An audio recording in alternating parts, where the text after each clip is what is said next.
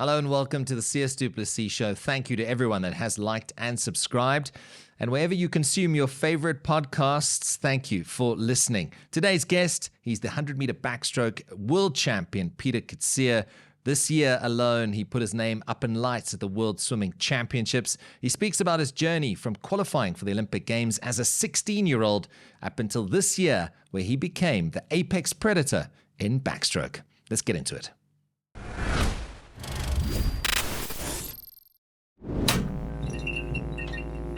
Pieter Coetzé, thanks for joining us. Firstly, congratulations. 2025 has been an amazing year. You must be absolutely delighted. Yes, definitely. I think it's probably been the best year I've had in the pool so far. And just back to work now, just training into my normal schedule again. How much do you savor those medals and the performances? Because, I mean, at the World Aquatics Championships, you put your name up in lights and the whole country was like, damn, we've got this amazing swimmer who's, I've obviously known about you for a while in the swimming fraternity, who has meeting you as a 16-year-old that you just qualified for Olympic Games. But do you get to savor those moments a little bit and have a little bit of a celebration? Yeah, definitely. I think in the moment, it's an amazing feeling. I've never really felt it to the extent that I did after winning the title in the 100 meters. And then you kind of have to refocus again because you still got two races left. And it's not only 2 races, it's 6 races because it's heat, semis, and finals. So I think in the moment it's crazy and you take it all in, but then you have to still get some sleep that night and show up the next morning and race. But then a few days after everything's done, the whole competition's finished, you can comprehend it a bit better that you've just become a world champion and it's something you've always wanted to do. So it definitely took a while to process, just because I had to stay focused for a few more days after it happened. You must be buzzing when you're lying in your bed, right? Did you sleep with a medal? Is it on your pillow? No. It's always tough because you take caffeine and you have all this adrenaline, and it's like 9 p.m. when you race. Sometimes it can be a bit earlier, but an hour isn't really going to make a difference. And you're hyped up on the caffeine, on the adrenaline. You can barely feel anything. Your eyes are just locked in, and you swim the race, you do the medal ceremony, and then you just go back to the hotel, you have dinner, and you must go to bed. So most times I lie awake until 1 a.m. If I can sleep by 1 a.m., then that's good. That's a good night. And I think these days people emphasize sleep so much. And I don't want to bore our viewers, but I'm a big fan of sleep. And I just feel like athletes these days, that balance of finding that, I think it's more than 8 hours, right? And a nap in the middle of the day just to recharge, it's this is gold, right? This is currency at the moment. Yeah, it's very important. A lot of people are tracking their sleep, and because I've been wearing an Oura ring for a while, and sometimes you go to bed at 10, let's say, wake up at 6, and you think you got 8 hours of sleep. But then your ring tells you it's actually 6.5 hours of proper sleep, and the other hour and a half was you tossing and turning, or you weren't sleeping properly, you were kind of awake, so you learn a lot through that. And when you start tracking it like that, it's actually so hard to get 8 hours. So it's important to prioritize that. But in competition, I don't think I ever get 8 hours of sleep. So can imagine. It's something I can work on. Especially when you're winning medals, man, and you're buzzing. Yeah. Tell me about that Oura ring, because I think it's got great reviews. There's a lot of people that use them, and I see more and more athletes using them. Is it something that you take a lot out of? Because I also noticed you've got your Apple Watch, and there was a fascinating metric that you were showing me. Yeah. Just tell me about the meters you have swum. Is this just this month? Yeah, so the watch face that I chose, you can obviously choose what you want to see on the face. And I selected meters swum per month to be displayed on the face. And it tells you, so today's the 16th, and it says I'm on 99,000 meters for the month of September. Holy crap. So a lot of months I'll end up on 200K kilometers by the end of the month. Insane. Yeah. So that we'll get back to the Oura ring, because I'm fascinated, because I'm I've seen people and they wear it on their index finger. Yeah. the mileage you guys do in the pool, and I've seen it firsthand with Coach Rocco, is insane. Yeah.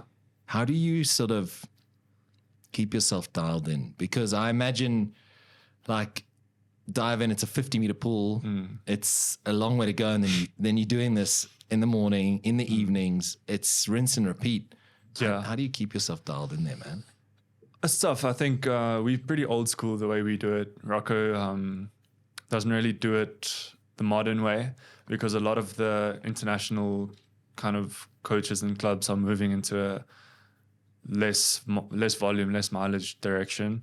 But it also depends what your events are. So I try and do a good 200 as well.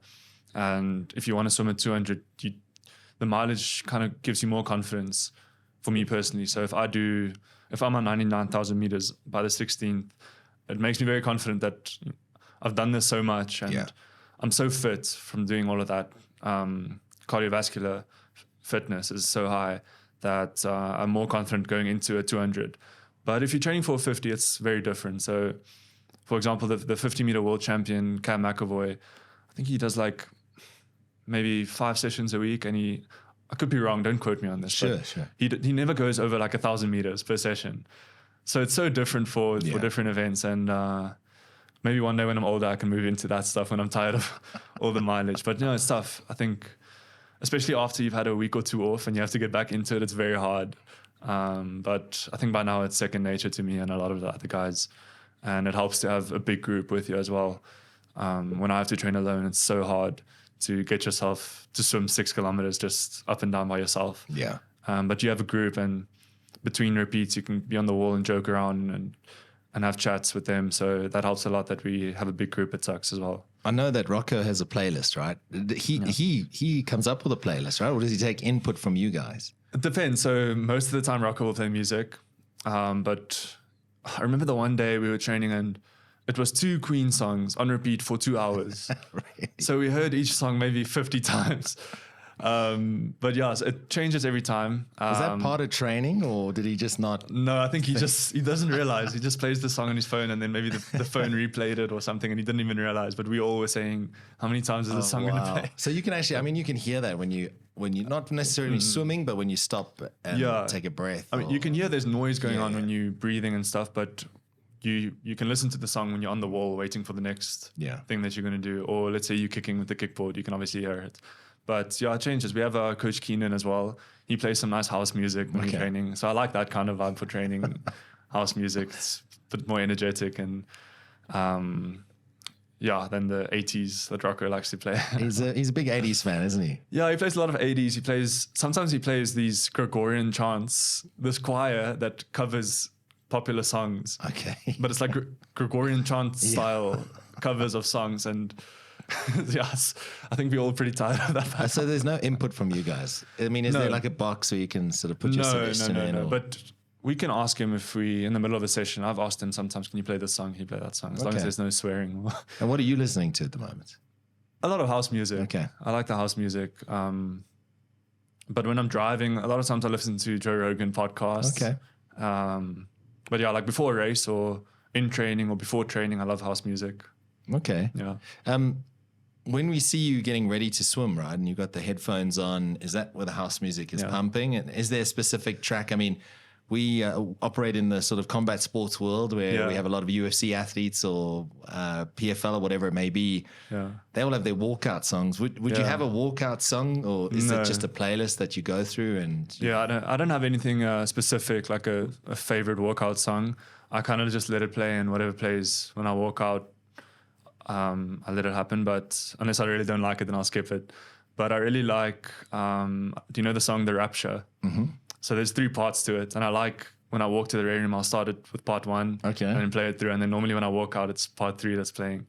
You have to time it perfectly. Yeah, but that's kind of a new thing, because I think when I walked out for my university games, 100 backstroke, and I went at a fast time, that song played. And then at Worlds, I just kind of kept it going and played. Yeah, and then I'll turn on like Apple Autoplay, that it just plays similar songs after that. So I just let it play out. Awesome. Yeah. Well, then you've got a walkout song. I guess I do, yeah. Pretty much like, I guess that's bring my it on. song, This is my house. Let's go, right? Yeah. I mean, is that kind of where you are at the moment? I mean, in the 4 years that you've kind of burst onto the scene, I felt there's been a shift in momentum from who you are as a human being, who you are as a swimmer, and you're not just now that sort of, I've just made the team as one of the youngest ever. You're now the top dog. You're the medal hopeful. Yeah. It comes with a whole different expectation level. Yeah, and it's weird. It's when I was kind of just on the team and an underdog going into the races and like having an outside chance, that's when I was really putting swimming in the center of my life, and it's all I was doing. So I would just go train in the morning, go home, wait for the second session of the day and go train again. And then I recently started studying and doing more things out of the pool and spending more time with my friends and family and my girlfriend and doing a lot of other things. And that actually helped me live a way more balanced life. And as soon as I did that, I started swimming way better. So I don't know if it's related, but I think sometimes it can be very unhealthy how important it is to you. And when it's the only thing you're doing, it is going to end up being very important. So I think back then, for like a few years after school, between 2023 and 2024, I got to a place where it was too important to me, kind of. And when it went well, it was everything. And when it went bad, it was just like the worst thing ever. So as soon as I changed a few things in my life, the swimming just kind of fell into place and started going better as well. And now, like you said, I'm I guess you could say top dog. Yeah, absolutely.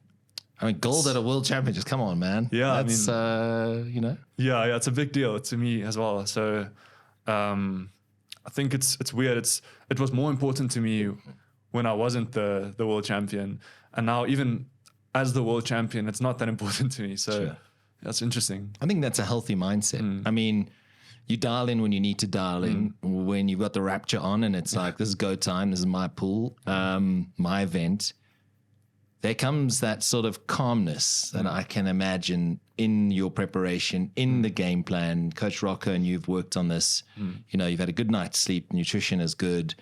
But then afterwards you can disconnect on various levels. Yeah. So it's about spending that energy in that time. Exactly. And then having a release afterwards through your studies or, you know, just a disconnect from that heat of battle. Yeah. And then once you get to the battle, that's when you can really focus on it and use your energy on it. But there's no point in exerting yourself outside of that battle time, like you said, and going home and that's the only thing that's on your mind, or it's like the only thing that's really going for you. But now you can go and hang out with your friends, hang out with your girlfriend, hang out with your family, and you can go and study for a test that you have tomorrow. And back in the day, I would say that's bad for your swimming because it's going to affect your recovery, having to stay up late and studying, or having to train at a different time because you have a test or an exam. But it's actually very good, I think. Or just that nervous energy around it. Any test, right? Yeah. It's a different kind of energy, a nervous energy too, when you're lining up for a final of a world champs. Yeah. And I think it gives you perspective too, because you go to the class and you're sitting there and all these people around you, they don't care at all about, they probably don't even know that you swam at the world championships. And he's this tall dude. Yeah, exactly. They don't know what you do. And then you realize it's a big deal when you're there, and it's a big deal to everyone who's there. But in the bigger scheme of things, it's not the end of the world. Whatever happens, happens.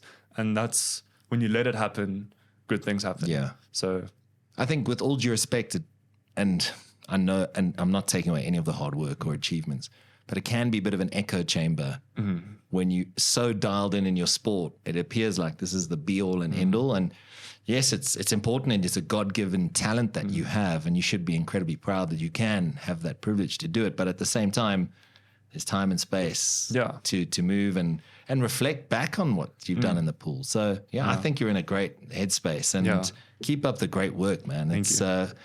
I think it's so weird. I was chatting to Ray, who's the executive producer on the show, and every time we see an athlete we've dealt with over the years, and we've dealt with a few athletes, we get nervous when they're competing. Almost like I almost feel like I'm more nervous when I see you lining up to swim or whatever it may be. So no, you've done South Africa proud, and I know this is just the start of great things, man. So thank you. I suppose my next question is, were you operating in this space, in this headspace, and this high performance level? Like, What motivates you for the next challenge? I mean, obviously it's defending a world title, but there's an Olympic Games cycle. There's all these different things along the way that is this defined calendar. Is that how you approach it in terms of milestones? Yeah, I think I like having short-term goals. Yeah. So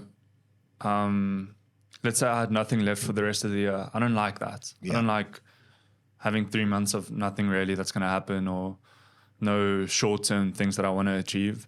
So I'll always try and arrange something that I can go and see where I'm at, or put a goal up that I want to achieve. And then the most important part is to focus on the day in, day out things that you need to do, because your main motivator can't be achievements. Yeah. I learned that from Tatiana a lot. She was motivated by the grind every day, because that's 99% of it. The 1% is when you touch the wall and you first and you get a world championship title and everyone is taking pictures, and that's not really a big part of it. So if that's your main motivator, it's going to be great when you get it, and then it's going to be terrible when it doesn't go your way. So if you put your daily work first, then everything else will obviously fall into place. And that's what I've been trying to do, is to enjoy the process and get into a rhythm in training and just my routine at home. And then I have set goals for myself, short-term and long-term. Yeah. Long-term, my goal is definitely to become the Olympic champion in 2028. And short-term, there's many things I can do. So this year I was planning on doing the World Cups. That was going to be my kind of short-term thing. But I wasn't sure if I was going to get my Canadian visa. So it's tricky. Yeah, it's very tricky. And then right after I said, okay, I'm not going anymore because they said it's going to take a year, they said it's approved. No way. And I already cancelled it. Okay. But studying wise, I probably would have failed the year if I went to the World Cups, to be honest, because during the World Cups, it'll be test week, and a week after it'll be exams. So it wouldn't have worked out well for me this year. So then I had to move the goalpost a bit, and now I'm focused on the US Open in December, which is long course. So it's another chance to drop time long course, which is obviously the main focus because the Olympics are long course, and Commonwealth next year will be long course. So the World Cups it's a good opportunity to make some money, but it's not really that important in the bigger scheme of things. So is it decent money at the World Cup? At the World Cups, because I mean, like most people watching or listening, wherever you are on your favorite podcast platform, are going, do swimmers make money? Do you make the money from the medal, or so, is it endorsements? So at the World Champs, you get money for the top 8. If you make final, you get money. Okay. And then obviously for records, if you break a world record, there's a bonus from World Aquatics. But it's interesting. The World Cups are actually probably the most lucrative opportunity, prize money wise. And that's dollar. Yeah, it's in euro, dollars. Okay. So like last year, the top earners at the World Cups made over $100,000. Wow. So, but that is like the top of the top. Yeah, you know, it's not, in general, swimmers don't really make a lot of money at all. Sure. But if you can go and if you can get top 3, and it's not top 3 in your race, they take your 3 best races per leg. There's 3 legs. Take your 3 best races and you get points based on your time and based on your position in the race. Then you get paid for that leg. You get a position in the top 20. Next leg, same thing. Last leg, same thing. And then there's overall for all 3 legs combined. So you need 3 events. If someone's good at only 2 events, they're not going to make any money at the World Cups. So there's things like that makes it a bit more intricate. But so luckily you've got a few events that, you can. Yeah, so I can go. I went last year and I made some good money. But if I went this year, it would basically only be for the money because it's 3 weeks, no training. Well, you are training, but it's not proper training like how you would be doing here, on the road. And it's on the road. It's you're living in hotels, and you can get bad luck with the hotel you end up in as well. So last year in South Korea, we were like in a moldy old hotel. And we asked the Uber driver to drop us off there, and he said it doesn't exist anymore. And You're joking. We booked in this hotel, so please take us there. And he said it's a ghost hotel. He translated it in his phone from Korean, and it said ghost hotel. And he said, well, just take us there. And it literally looked like one as well. I think they must have reopened that that year or Oh, wow. a few weeks earlier. But yeah, it was just shocking. And I remember it was like the first night we got there, the whole team USA and all the officials were out. They moved. But you there, you've already like paid for the space. Not everyone is paid for to be there. So we thug it out and we stayed there for the rest of the So you on your own dime, right? When you go to these events, most of the time, World Cups, right? Yeah. So World Champs we covered. Yeah. Olympics, obviously. Olympics covered, Commonwealth covered, but anything you do represent South Africa there, but it's not a selected team. Anyone who swims here in South Africa can go and do the World Cups and swim for the country. So you're going to have to pay for yourself. And do you get invited or do you apply or how does it work? No, anyone can enter. I think there are qualifying standards, but it's very low. Oh, I see. And a lot of times you'll see the host country of the stop will have a whole bunch of swimmers who swim under the flag, but it says club, CLB. So anyone can really go and do it for the experience. A lot of youngsters like to go and just to get some international experience. But yeah, so this year, unfortunately, I can't do that one. I think it's cool. I think you've had a pretty good year. Yeah. Let's get the exams done and let's get good training in as well. Yeah, exactly. And get the exams in. And then, I mean, you've got 99,000 just in 16 days or something. So the work's being done, You must have stayed in some pretty cool hotels, cool cities, because I see on Instagram you're very active, and I mean the name Drip King is insane.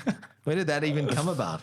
Oh, it's funny. So after I qualified for the Olympics in 2021, it was kind of in this time that it is now. It was summer was coming, winter is kind of ending, and I got this new puffer jacket, and I wanted to wear it because it's a cool jacket that I got, and I wore it to training, and my one friend Henry just said, "Hey, look at this guy, he's a Drip King or something." And nice. We just laughed about it, whatever. And I think it was before I qualified, actually. Okay. And then just as a joke, I changed my Instagram handle to Drip King, and then I was always going to change it back. I did change it back a few times because I was like, this is a bit weird, actually. I don't know if I like it. And then I got verified and I can't change it anymore. I didn't know that. So once you're verified, you can't change it. So now I'm the Drip King forever. That's awesome, though. My grandkids are going to say, why is grandpa's name Drip King? But he's got a couple world medals and he's got a few Olympic medals, so that's why. But I tried to change it a few times and it's just impossible once you're verified. So I have to embrace it now. That's cool. How do you see social media? I mean, is it something that you pay much attention to? I mean, you're at an age now where it's very much part of your identity and brand, how you connect with your sponsorships. How do you see it? Do you pay much attention to it? No, I suck at it. I'm really bad at it. I think most athletes are actually pretty bad at it because it's not really on your mind to have to post every day or post what you're doing. I can easily, if I'm doing something that is a bit interesting or I have a good view or whatever, I can take a picture and just post it on my story. But that's not really that's not content, like how people are doing content these days. Like a lot of the swimmers are making vlogs, showing their day-to-day life. I can't do that. That's just not me. Like I can't pick up a camera and say, hey guys. I think you could. I mean, but it's like you want to do it though. It's got to be something you want to do. Yeah, exactly. Otherwise it's a pain. Yeah, and it's just a pain to me. Yeah. So I've got help from my agency now to run my Instagram a little bit. They help me edit the pictures, edit the videos. That's cool. That's been very good. So I think my Instagram's gotten a bit better since I've joined them. Up the game. Yeah. Your Instagram drip is better. Yeah, my drip is a bit better. The levels increased a bit, but I'm not very good at it, to be honest. But you've seen some cool cities. I know everyone says, oh, it's so glamorous, travel everywhere and you see these amazing cities. You probably have a couple hours here and there to see a city. Yeah. But you've dialed into the event. So it's not easy to sort of find that balance of. No. I think I used to go to all these places and not even see anything. I would just be so focused and wanting to focus on my recovery and whatever, not scared to tire myself out before the racing. But I think recently I've liked to take it in a bit more because it's a great opportunity to see so many countries. Yeah. So recently I've tried to do more things in the countries, but still it's like you get there like 2 or 3 days before you're racing, you maybe have one day and you're so jet lagged when you get there, you're too tired. Then the day before racing, you're not going to do anything. Then you race. While you're racing, your schedule's completely full. And then after racing's done, you're dead. You're very tired. So it's very hard to find time to travel like that. But in December, I'm actually going to stay in America for a little while after doing the US Open. And then I'll get to travel and I'll have a week or two off swimming. What's the plans? I'm going to be with my girlfriend and her family. Okay. So we're going to go to New York for a few days and then Florida for the bulk of the trip and then back to New York. Some theme parks? Maybe some fishing. Okay. Yeah, we probably do some fishing, play some golf. Nice. How is your golf these days? I know Rocco is big into his golf. No, I'm not into it at all. I used to, when I was in Rustenburg, me and my friends would go to the driving range, but I'm really not good at it. Okay. So it's going to be interesting to see what I can do. I say go for it, man. Enjoy it. Florida and New York, it's amazing. Yeah, and Florida, I think golf is huge there. And there's some great courses, so why not give it a go? At Betway, we don't just reward you for playing, we reward you for staying. Introducing Betway Rewards. Earn points on every bet you place. It's that simple. You can also convert your points to cash whenever you like. With Betway, loyalty always pays off. Join the action today and start earning points. I've got to ask you, I mean, you brought up America now and there was a lot of conversations around college and that sort of thing, and you opted to stay in South Africa. Was it Berkeley that offered you a full ride? Yeah. I mean, it's like probably one of the most famous universities in the US, but do you at all regret not potentially taking that option? Or No, not at all. I think it's a very personal decision. Yeah. So I think it really is worth it, and it is a good decision for many people. But my swimming was at a high level, so I think you can use swimming to get yourself into a good position academically. So if I was maybe not as good as I was at swimming and I wanted to become an accountant and I wanted to go in dollars or work in America, that would be a great opportunity. I could go on a scholarship and use my swimming to propel myself forward in the other side of life, in my career. But I wanted to really go for the swimming. And I was doing well here. And there were many factors that played into it. I really had to think long and hard about it because it's probably the biggest decision I've had to make. Yeah. So the pros... 18 or 19 years old to make such a huge decision. That's a lot of pressure. Yeah. And I feel like a lot of people just blindly say yes and they just go. But I really had to think about it. And my dad, he told me to really think about it because it is a big thing. And I did, and I committed, and I said I'm going to go. I was just kind of like, it's such a huge opportunity, and the group that was training at Berkeley at the time was filled with stars, like fastest backstroke group in the world, and just a lot of positives in going. So I committed verbally, which it's not signed in paper or anything yet. Everyone's allowed to change their minds. Yeah, exactly. And it was still a year or a year and a half before I was supposed to go. So committed verbally. And at that time I was planning on going. But as time went on, I thought about it more, and I don't want to leave. Like my whole family is here. I love the country. I love living here. I love the people. I love the things we do here in South Africa and the culture. And I think I would just miss that too much. And to leave my family for 4 years and only see them maybe twice a year because it's extra far because it's on the other side of America as well. It just wasn't worth it to me. And then the swimming side of things as well, because they would focus a lot on yards. NCAAs will be the main focus in college because that's where kind of the coaches get evaluated if they're doing a good job. Or so they'll focus on NCAAs. It's a big thing there. And they swim in short course yards, which is 25 yards, like 23 meters, I think. And that's not ideal if you're trying to swim in a 50-meter pool at the Olympics. 100%. So those are some of the things that played into it. And I ended up saying it's the right thing for me to stay, and I don't regret it at all. Well, I think you've proven exactly that your decision is justified with a gold medal. I mean, there's every chance that you're successful in the 28 Olympics. So, like, I think flattered to get an opportunity like that and to be considered. I mean, I'm sure there were other colleges all over US trying to get you. But I think it also shows how good the swimming program at the University of Pretoria is under Coach Rocco and his team, you know. So No, you don't need to justify anything to anyone, man. We're so proud of you. Thank you. And I just think there's more success to come. So I think for a lot of talented kids, the US is a full ride, as you say, and they can go and get their tuition paid for, and it's fantastic. And then potentially there's a life in America, like you say.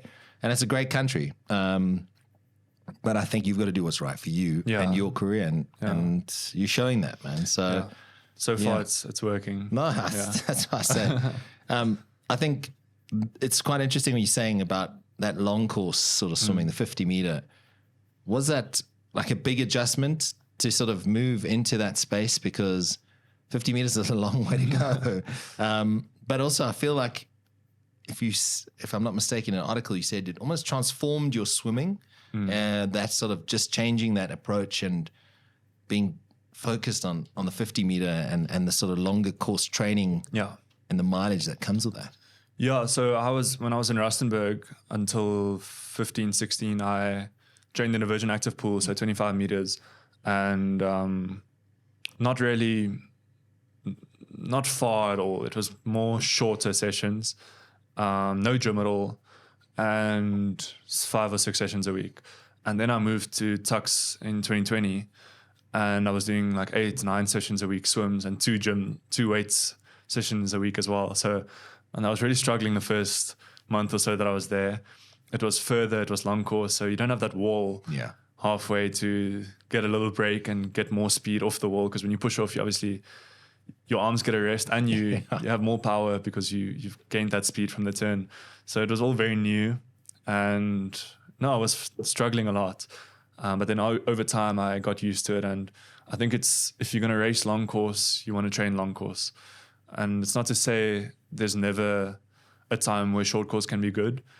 But I think the bulk of your training at least should be long course. And most pro swimmers in America and Australia and everywhere do both. So they'll do like, let's say 6 long course sessions and 3 short course a week or something like that. But we just do everything long course because we don't have a short course option really. So we just do everything long course.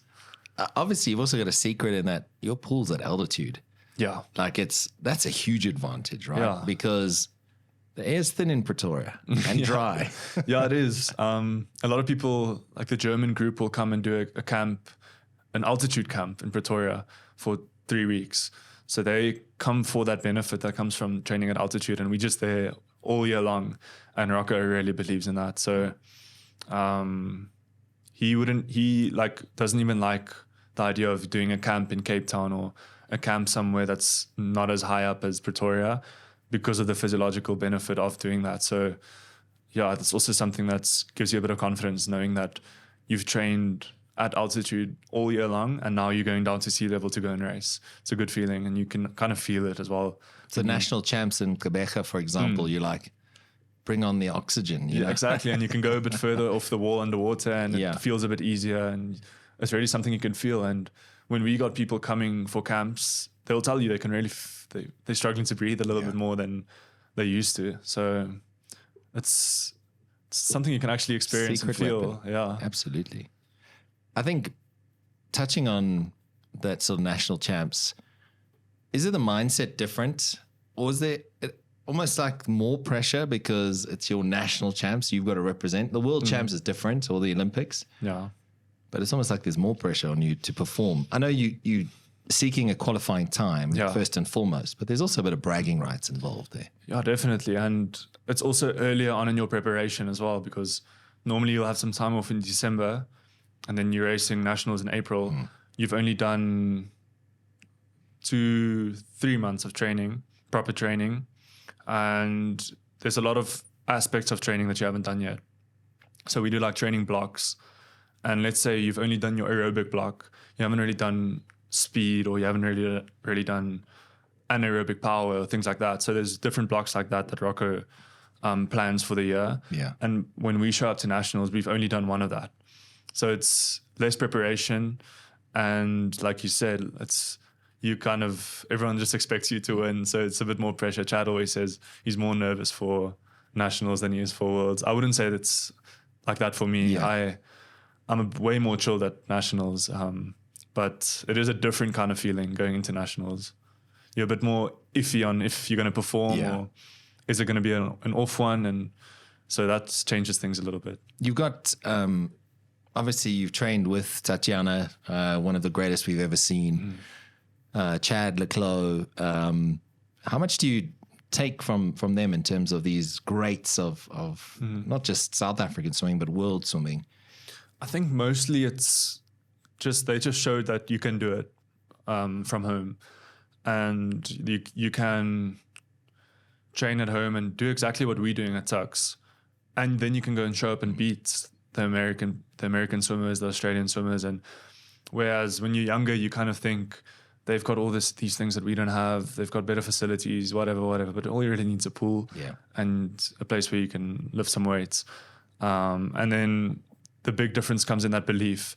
If you're going to be in that mindset of, I don't have everything I need, then you're not going to go and perform. But if you believe that you are on that level and you can beat these guys, then it's very possible. You do exactly what they do. They just have a bit of a better facilities to use, but you're still doing the same thing. So you have to believe in the work you're doing. And I think that's what I learned from them. And Tatiana's always been very clear about that swimming isn't who she is, it's what she does. Yeah. And that's kind of like what I said earlier. As soon as I started adding different things to my life and not fully revolving around swimming, I got better. So and then it clicked to me. That's what she's been saying as well, and I can see it in the way she is in the village and in training, but especially in the village, like between heats and finals or the day before the biggest race of the meet, she'll just be chilled and she's not thinking about it. She'll just be fully in the conversation and laughing, and so I think I learned a lot from Tatiana in Paris, and also obviously every day in training, and just showed me what's possible. When it comes to sort of learning and absorbing knowledge, how much do you pay attention to your rivals, especially when it comes to leading up to major events? Are you paying attention to other times? I mean, I would imagine that some part of you is curious, and with Coach Rocco, he's keeping an eye on it because he's very good at underselling his swimmers before major events. Yeah, no, definitely. I keep an eye on it, and he definitely does too. Yeah. And this year in the lead up to Worlds, there were some crazy fast times in the 100 backstroke, like faster than we've ever seen before at that stage in the season. And I remember just in that time frame that everyone had their nationals and their trials, every day I would look at the results, British trials, American trials, other European countries' trials. And I would go to the pool, and the one day, I think it was after my ranking was 1 when I did it, and I think I was down to 10th or 11th. Wow. And I said to Rocco, Coach, you seeing this? And he said, yeah, they're going very fast. Yeah. And I kind of said to him that day, maybe we should focus on the 200 a bit more. And he said, okay, we can, but this is just making me want to them up even more. That was his exact words. So shout out to Rocco. And then that kind of like woke up the fire in me as well, because when I said it to him, I was kind of thinking, let's choose the easiest way and focus more on the 200 because it looks a bit less crowded there. But then he said that, and I remember pushing off and swimming the next repeat, and I was like, okay, we're gonna go for that one as well. So yeah, I think he's got the right mindset as well, and he believes in me too, which is good to see. So do you have, I mean, you don't have to mention names, but you have individuals you keep closer eye on than others, or is that sort of talent in the backstroke across your events just so deep at the moment? In the 100, it's so deep. Yeah. In the 100, there's maybe 10 guys that can get on the podium every time we go in. That's crazy. So it's like, it's so close, and it just has to be your day on the day. And it could be any one of those 10 guys there. Whereas in the 200, I think me and Hubert Koss from Hungary have kind of separated ourselves now from the pack. Not to say they're not going to step up as well, but right now we've gone the 2 fastest times that there's been in a long time. So I think there'll be a good rivalry there, and I'll definitely keep my eye on him and everyone else as well. But in the 200, he's the one to beat right now. So, do you have a feeling when you start your race, when you push off that wall, that this is going to be a good race? Or is it something you kind of feel? And I mean, I know there's 3 different distances, but is it a feeling thing? Like in that final at the World Champs, did you just know you were in the mix, or maybe just explain to us what's going through your mind? Because as a stroke, it's firstly you're on your back, so you're looking at the ceiling, but it's a rhythm, it's a feeling, it's know your body intricately as to that it's firing on all cylinders, right? Yeah, I think I ignore the feeling because you can feel bad and still win. So I go into the race thinking I can win. That's where it starts. When you wake up that morning, you have to already believe you can win. So I go into the race thinking I can win it, and then I just let it happen. Whatever feeling I feel, it's good and it's right. So if I feel a bit tired in the warm-up, that's good. Whatever I feel is good. But what I try and do is not to feel tense, because I remember in the Doha World Champs final last year of the 100 backstroke, I went in ranked 2nd or 1st, I can't remember. And I was so hyped up and tensed up for it. I was just telling myself, this is my moment. I'm going to become a world champ, whatever. And Rocco said he could see in the way I walked out that I was tensed up. And that's not what you want in swimming specifically. You want to be very calm and let it happen and relaxed. And you don't want to really be thinking about those kinds of things when you're walking out. Your mind must be quiet. So that's a lesson that I learned in Doha. And ever since then, I'll never let that happen again, where I'm so riled up and tensed up that it ends up making me slower in the race. So feeling wise, I just want to feel calm, and I don't want to be thinking or overthinking when I'm in the ready room. I just want to be listening to the house music and relaxing. And I mean, do you feel the water temperature when you go in? Is it I know that sounds like such a silly question, but I've always wondered that, like, because I'm sure it's not freezing cold, the water, and it's not like a bath. But do you feel the temperature and that sort of like, I'm here type thing? Yeah, sometimes it's a bit chilly, to be honest. Yeah, there's a specific temperature they have to keep it at. I'm not sure what it is, but sometimes it's a degree or 2 colder than you're used to. Yeah. Or like if it's summer here, the pool gets quite warm just from the heat. Yeah. And then you go there and they keep it at that specific temperature and it feels a bit chilly, but yeah, just like 1 second of, ooh, it's quite chilly, and then you just refocus. And I'm here. Yeah, it definitely wakes you up a bit. That's obviously only in backstroke. When you doing any other race, you out of the water. Out, right? Yeah. But some people like to splash the water on them before. It does. I feel like it does prepare you a little bit to feel the temperature. And rituals and that sort of thing. I know you said you like to be calm and you have your music on, but you're not a superstitious type of guy or anything like that, or say a prayer beforehand or whatever it is. Or... I like to say a little prayer. Yeah. I do like to say a prayer and just like ask for calmness in myself before the race. But I don't pray for victory, or I don't pray for a fast time or anything like that. I just pray for my state of mind to be right and me to be calm and believe in myself. And then once that's done, then I don't think of anything in the ready room. I just like to take in the moment and look around me. And even like the day before the race or between heats and finals, a sports psychologist once told me when you're eating your meal, just focus on every bite and really taste the food. And when you're in a conversation, really listen and focus on what you're talking about. And when you're taking a shower, feel the water on your skin and just things like that. That keeps your mind at ease, where it can easily go off the rails and you can easily start thinking, tomorrow's the day, I have to get my hand on the wall, I have to win, things like that. So that's something, it's probably been the main theme of the lessons that I've learned in terms of mindset. It's being present, right? Being present, and being calm. Yeah. How much of I know you're studying psychology at the moment, how much do you apply to yourself? And when you're in the classroom, sort of seeing the sort of theory, you're like, oh, I kind of understand that, Yeah, there's quite a bit of that. Yeah. A lot of what we've been doing so far has to do with mental illness. So we haven't gotten so deep into just how the brain really works. But what I have been enjoying is philosophy. And that's something I can really apply anyone can apply it in their work, in their sports, in their relationships. And I've really learned a lot about that. We learn about like Marcus Aurelius and Plato and all these philosophers, and you can kind of take what you agree with and leave what you don't and put together your own philosophy through that. So I've really been enjoying philosophy a lot. How far do you want to take it? Do you want to have a practice one day, or sports psychology, or kind of what's the end goal? It's a very long journey to become a psychologist. So you have to do your honors and your masters, and that's not easy to get into. So when I started studying, I wasn't thinking about that at all.